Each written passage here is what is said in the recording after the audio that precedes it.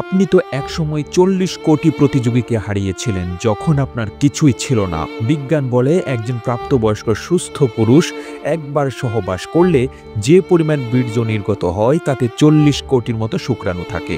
Logic অনুসারে মেয়েদের গর্ভে যদি এই ৪০ কোটি পরিমাণ শুক্রাণু স্থান পেত তাহলে ৪০ কোটি বাচ্চা তৈরি হতো। এই ৪০ কোটি শুক্রাণু মায়ের জরায়ুর দিকে পাগলের মতো ছুটতে থাকে।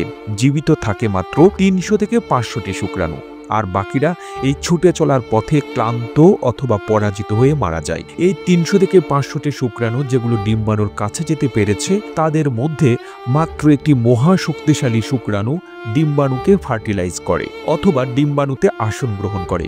সেই ভাগ্যবান শুক্রাণুটি হলো আপনি কিংবা আমি অথবা আমরা সবাই। কখনো এই মহাযুদ্ধের কথা আপনার মাথায় এসেছে?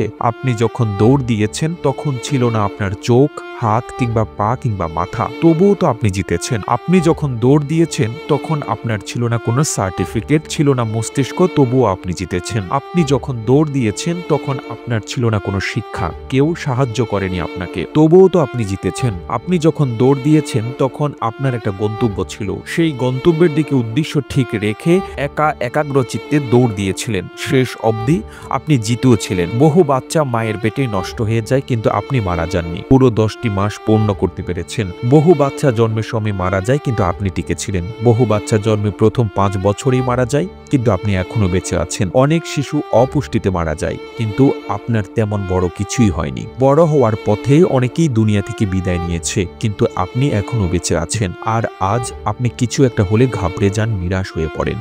কেন বলুন তো? কেন ভাবছেন আপনি হেরে গেছেন? কেন আপনার আত্মবিশ্বাসটা হারিয়ে ফেলছেন? কেন আপনার বন্ধু বান্ধব, ভাই বোন, সার্টিফিকেট সবকিছু আছে, হাত পা আছে, শিক্ষা আছে, প্ল্যান করার মস্তিষ্ক আছে, সাহায্য করার মানুষও আছে, তবুও আপনি আশা হারিয়ে ফেলছেন? যখন আপনি জীবনে প্রথম দিন হার মানেননি, 40 কোটি শুক্রাণুর সাথে মরণপণ যুদ্ধ করে ক্রমাগত দৌড় দিয়ে কারো সাহায্য ছাড়াই প্রতিযোগিতায় একাই জয়ী হয়েছেন, তাহলে আজ হতাশ কেন? কেন আপনার লাইফ থেকে কেউ চলে গেলে আপনি মেনে নিতে পারেন না? কেন আপনি কিছু একটা হলেই ভেঙে পড়েন? কেন বলেন আপনি আর বাঁচতে চান না? কেন বলেন আমি হেরে গিয়েছি? এমন হাজারো কথা তুলে ধরা সম্ভব, কিন্তু আপনি কেন হতাশ হয়ে পড়ে আছেন? আপনি কেন হারবেন? কেন হার মানবেন? আপনি শুরুতে জিতেছেন, আপনি শেষেও জিতবেন, মাঝ পথেও আপনি জিতবেন। নিজেকে সময় দিন। আপনার মনটাকে প্রশ্ন করুন, কি প্রতিভা আছে আপনার? মনের চাওয়াকে সব সময় মূল্য দিন।